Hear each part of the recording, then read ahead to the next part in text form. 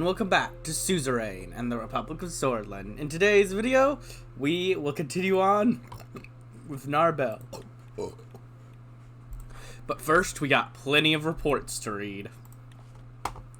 Arcacia builds military base in Lesbia.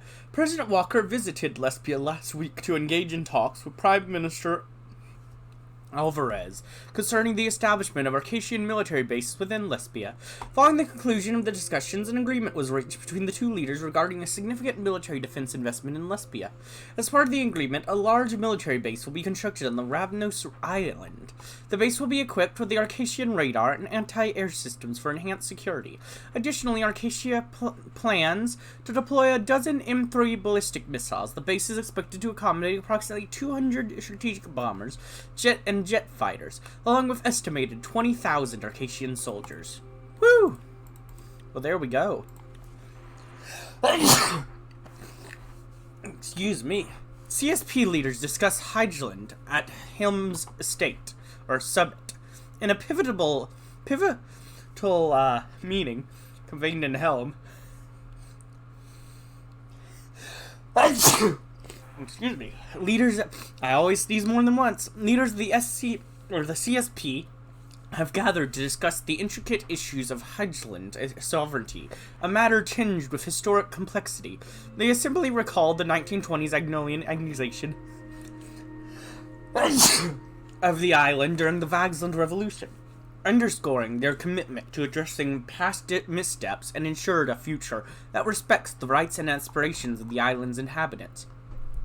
The summit was also a testament to the CSP's adept navigation in an ever-evolving geopolitical landscape, marked by the capitalist influence of the ATO, emphasizing the importance of dialogue and cooperation. CSP leaders reiterated their determination to avoid escalation in an already delicate situation.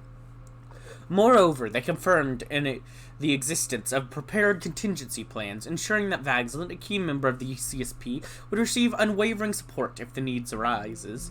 The summit concluded on a note of shared resolve, with CSP leaders collectively affirming their dedication to preserving peace and stability, even amidst the challenging dynamics presented by the Hedgie Island issue. Eudster. Young Swords members found decapitated. Ooh.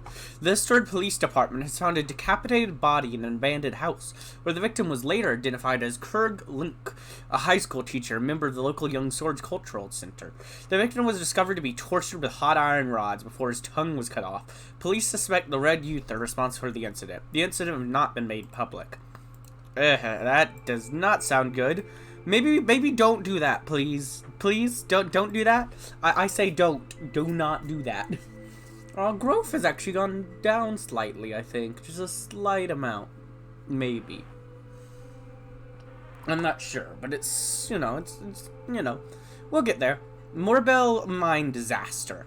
The coal mine has collapsed in Morbel. This is why the growth slightly went down. How dare you, Morbel? Emergency response teams were dispatched immediately due to the sheer size of the disaster. Additional manpower and supplies were requested from nearby cities. Initial investigations shows that an underground fire has started due to the neglected working situation by the Nadam mining group. Current death tolls is at 82 and counting. Whole sword. Repeal of the Energy Protection Act of 1932 fails.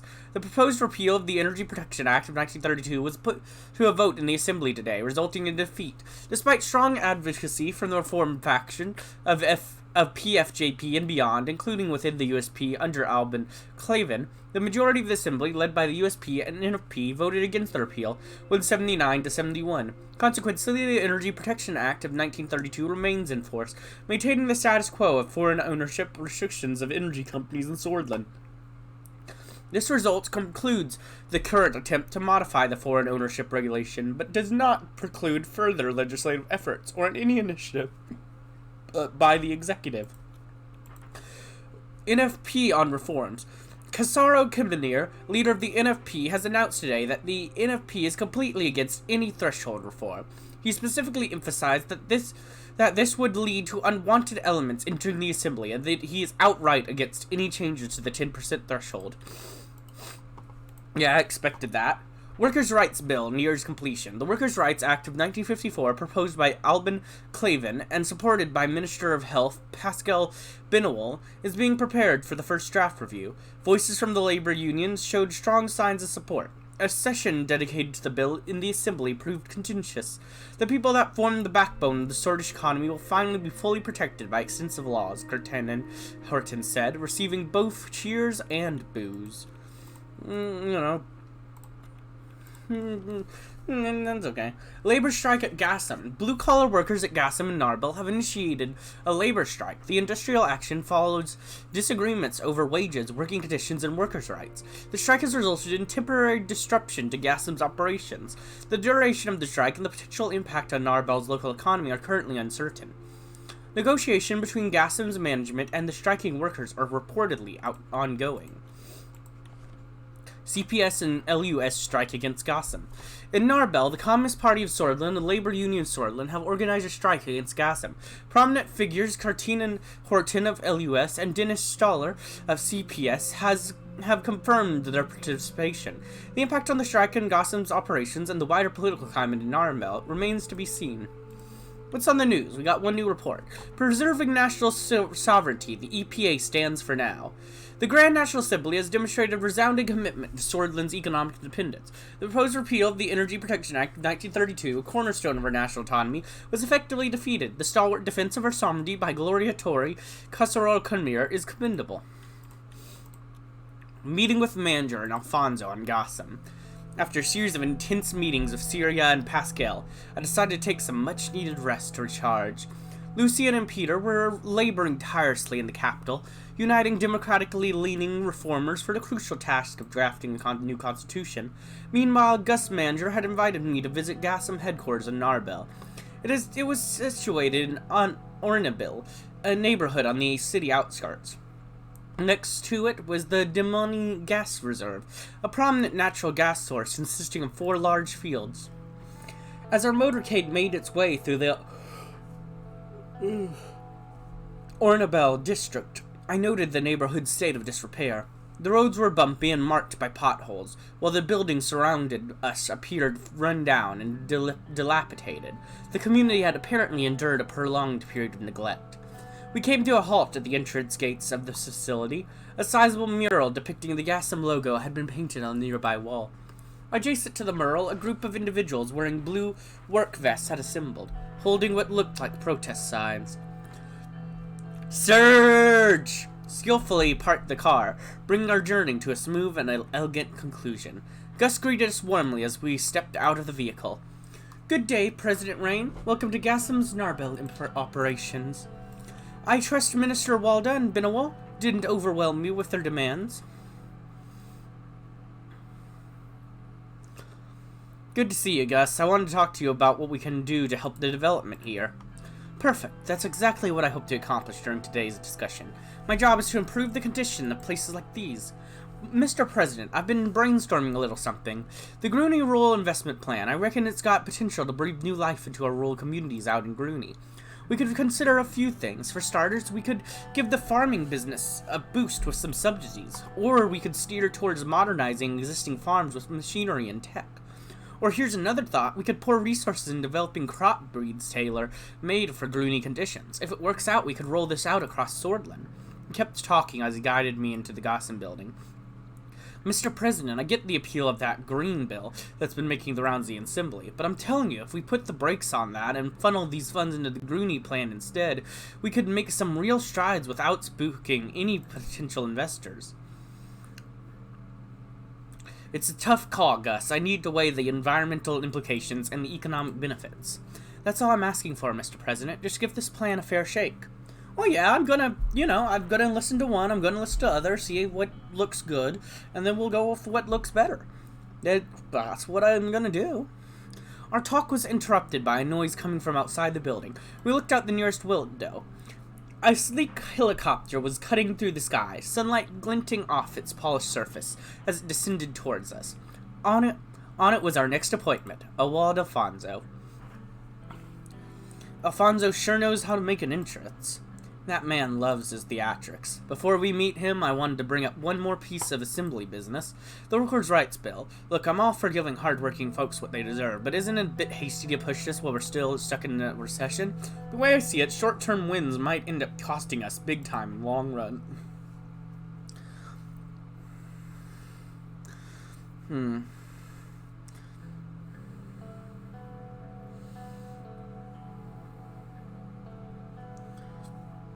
We've got a point, Gus. We've got to play smart. We can't risk another economic blow. Mr. President, I'm glad you're thinking about the big picture. You've got to strike a balance to protect our economy and our workers. Timing and approach are everything. Please come this way. Elwald and I have some exciting news to share with you. I have faith that you won't leave us hanging.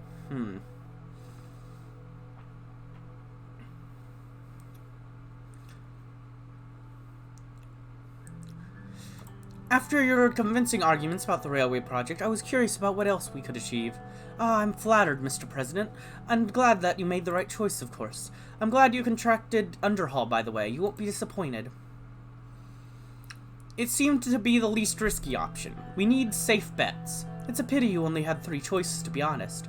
Too few large corporations own too much power. Market economies won't succeed with monopolies. Anyway, I digress. Let's get to the elevator. He pushed open a door. We walked down yet another hallway, seemingly in a direction we'd just come from. Like a maze, isn't it? That's Quillanali architecture for you. The hallways were lined with doors, glass panels in them revealing workers in suits and ties, many of foreign origin, busy in their pristine offices. A stark contrast to the blue-collar workers outside working with machinery, transportation, and maintenance.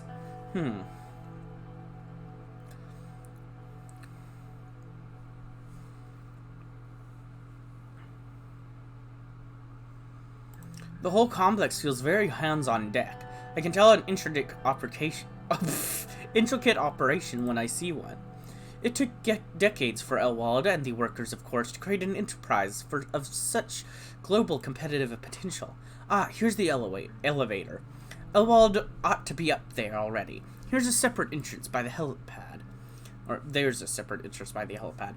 We stepped into the elevator. Gus punched a code. Beep, beep, boop, boop, boop, boop. Code accepted, and we began our ascent. Just remember, Alfonso's our friend. We've got the foundation for a great deal. The door opened. Here we are, Elwald, my friend. Elwald Alfonso stood up from his chair. He had on perfect tailored suit that he wore as casual as pajamas. Gus, you old devil. It takes one to know one, as promised. I brought our guest of honor, President Rain. I hope you enjoyed seeing our facilities here. President Alfonso, it's nice to see what you've built from the inside. It's fine. Nothing compared to the Gotham HQ and whole sort, of course. Still one of the standouts of the Maroon District. Please, have a seat. Let's talk. We sat down. Some snacks and drinks were served. Multiple Gotham yearly financial reports were scattered on the table between us. It's been a while, Mr. Rain. Let me catch you up on my activities since I left office. I ventured to Xena, immersing myself in its vibrant culture, then traversed the captivating landscapes of Anrakan Peninsula, and finally returned with an old acquaintance to Kyoto. Along the way, I have privileged of encountering remarkable individuals who have made significant contributions to their respective fields. My experiences prompted deep reflection on the essence of life. I came out of it all with 2 words resonating in my head: reputation and legacy. These 2 pillars embody the lasting impact we leave by ourselves behind, and the way we are remembered by others. With a cup of coffee in hand, he strolled over to the window, his gaze drawn to the expansive gas field stretching before him. Towering mountains provided a majestic backdrop. We earned remembered, reputation, legacy, are indeed powerful forces. But forces of reputation, legacy, rooted in the capitalist framework. The reputation, legacy holds significance. We should also remember life's true essence. Yeah. While our reputation and legacy hold significant, we should also remember that life's true essence lies in the present moment. He gazed out for a moment longer as he contemplated what I'd said, then turned back to us. I have been thinking about my own legacy and reputation, and I refuse to be remembered as a failed reformer. I put so many years of my life into this corporation, and then I left it all behind and devoted myself to serving the people of Swordland. And serve you did. Swordland would be much worse off without you. Yes, you helped rescue the country from Sol's extreme protectionist and isolationist policies. The structure was rotting from the inside. It needed a shake-up. My Gotham is not nearly as bad off as the Swordish government was, but a shake-up is needed nonetheless. The latest figures show that Gotham will have to either decrease staff and operations by 40% in 1 year, or take on a crushing amount of debt. That is why we have decided to reach out to foreign investors. That makes sense. Foreign investors will bring much-needed capital and expertise. Correct, Mr. President. It's a strategic move to ensure the growth and success of Gotham, benefiting both the company and the nation. I appreciate you coming, though, Gus. Getting Rizia interested in another investment is a major feat. We've got an amazing opportunity here. The demand for gas is steadily increasing from both international partners and the Swordish state. All we have to do is ensure a consistent supply. The trouble is that right now, some of our fields are operating at only half of their capacity due to resource limitations. But we have significant potential for expansion, including 2 new fields that haven't even been tapped. With the right amount of investment, we can expand resource extraction effectively, fulfilling rising demand and ensure long-term stability and profitability. There's the aforementioned interest from Rizia, but the investment could also come from Swordland itself.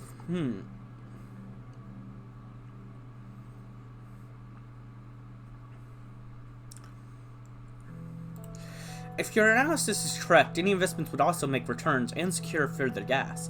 Indeed. This deal has the potential to bolster both Gotham and Swordland. Together we can create a historic opportunity. Why settle for being in the top 10 energy exporters when we have the potential to compete with Arcacia and United Gritana? Mr. Alfonso is neglecting to mention that this is not an either-or proposition. Swordland can invest alongside Rizia.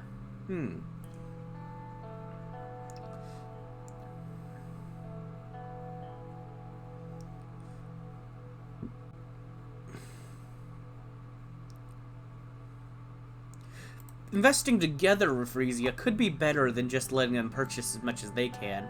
Co-investing would reduce Swordland's contributions while allowing the nation to still have a stake for strategic purposes. If the treasury situation is a concern, this path could be the most optimal. The sound of sirens briefly distracted us. Through the window, we saw police cars driving down the street adjacent to the Gotham zone. We redirected our attention to the meeting. Elwald looked at me. Mr. Rain, the foundation for a robust partnership is right here. It's high time we shift our focus towards sealing this deal.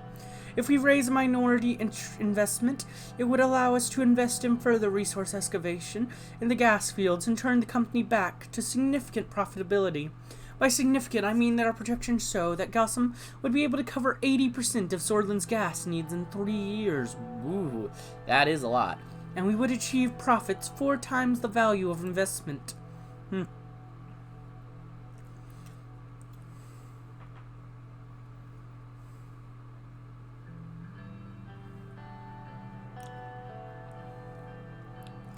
If we are to invest in Gotham, I want to make sure that the company is also committed to improving the socio-economic conditions in Narbel.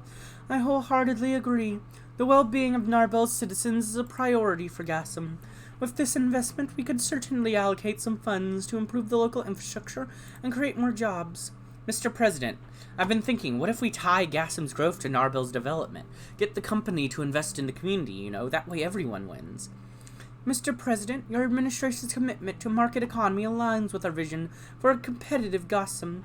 With government investment, we can further liberalize the energy market, enhance our technologies, and compete globally.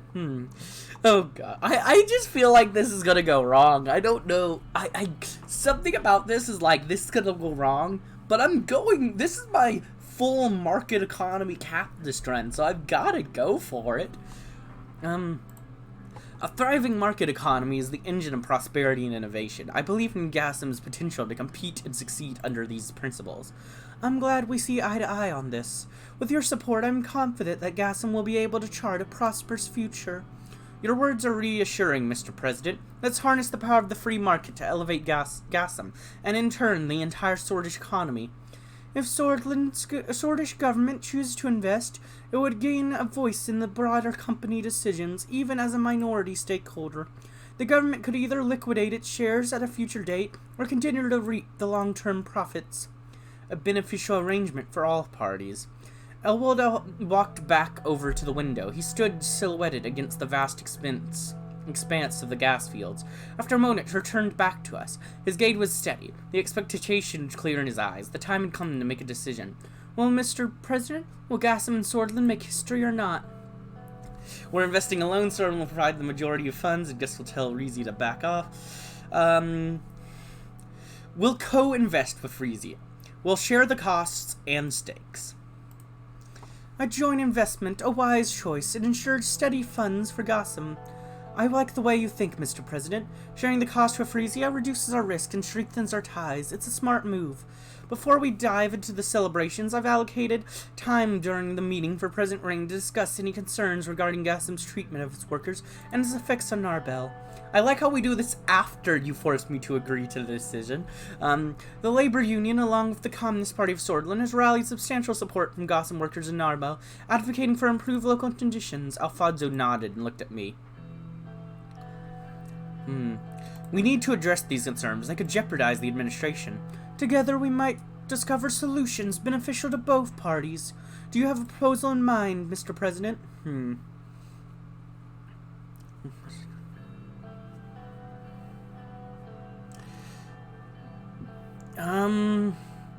Yeah. The wages of Gasm's blue-collar workers needs to be increased. They are the backbone of your operations. I agree. We must do more for our workers. Their welfare is a priority for Gasm. I will personally ensure that we review their salaries and work towards providing them with competitive compensation. I'm relieved to hear that. A fair wage is the least we can provide for the hard-working people of this country. We are on the same page here. Let's not lose sight of this as we move forward. Indeed, Mr. President, we're committed to... Suddenly, the meeting was interrupted. The quiet murmur of conversation from outside the room grew louder, followed by the sound of hurried footsteps. A member with private security team entered the room, his face taut with urgency. He approached Alfonso and leaned to whisper in his ear. Elwold nodded solemnly, his gaze meeting mine with a serious intensity. Gentlemen, it seems we have an unexpected situation outside. Some protesters from the labor union have blocked the main vehicular exits. This makes me feel very good about investing in you. Yeah, this seems like a great plan. Katerina Horton and Dennis Stoller seem to be leading the group. It would be difficult to leave the way we came without causing trouble. Well, that's a pickle. What's our move, Elwold? I have a helicopter ready. We can leave undetected and avoid the chaos and potential danger. I think we should face the crowd head-on. That is your prerogative, Mr. President. Following the violent events of late, I heavily recommend against facing the crowd. Any crowd. Mr. President, I advise you to leave via helicopter just in case. I can stay back and update the crowd on the discussions today. Serge Walkner rushed in. Mr. President, I've discussed the situation with the Presidential Guard and police security. They are advising us not to go out the way we came in. More police are on the way. You must make a decision, Mr. President. Everyone waited. The tense silence of the room stood in stark contrast to the buzz of the ever-growing crowd outside. Look, Serge says I shouldn't do it, so I kind of want to not do. I mean, I can't go against Serge. If Serge thinks something shouldn't be done, then I shouldn't do it. But I still want to. But I mean, how can I go against Serge though? Alright, for now, let's see what's going on with other things. British Freedom Front under new leadership. Security forces have gathered intel regarding a hidden meeting among local leaders of the separatist group of British Freedom Front, BFF, that occurred a few days ago. It is suspected that they have elected a new leader in the meeting, Elwyn Arge, who is a brother of the infamous former leader, Dolan Arge. This development could have serious implications for national security, as the British Freedom Front has been known to use violent means to achieve their goals. The situation calls for increased surveillance and intelligence gathering to prevent any potential threats posed by the organization and its new leadership.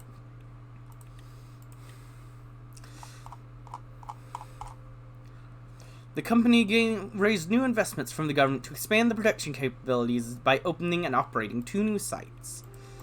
I believe that is the new thing that I got there. At an overview, state co-investment in Gotham with Riza. Swordsland and Riza have initiated co-investment strategy in Gotham, fostering international cooperation while simultaneously strengthening the company's financial position and overall productivity.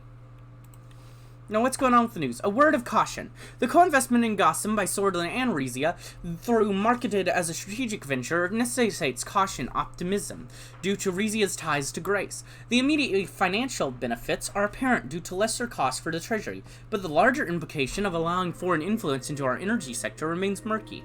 Now more than ever, it is crucial to remain vigilant about our national interests while charting the course for its economic future. United we prosper. Swordsland and Riza's combined investment in Gotham signals a fresh approach in international relations. This collaborative venture not only bolsters Gotham's physical stability, but also showcases our government's foresight in forging international partnership for mutual economic growth. The co-investment approach represents the government's commitment to pragmatic economic policy and international cooperation. Initiative co-investment boosts Gotham. In an unprecedented move, Swordsland and Riza have embarked on a co-investment strategy in Gotham. The initiation of this cooperative approach heralds a promising boost to Gotham's financial position and productivity. The move, heralded as an example of enlightened international economic cooperation, also marks a significant strengthening of diplomatic ties between the two nations. The groundbreaking decision could set a stage for similar collaborative initiatives in the future. Alright, those sound good. Maybe we're good.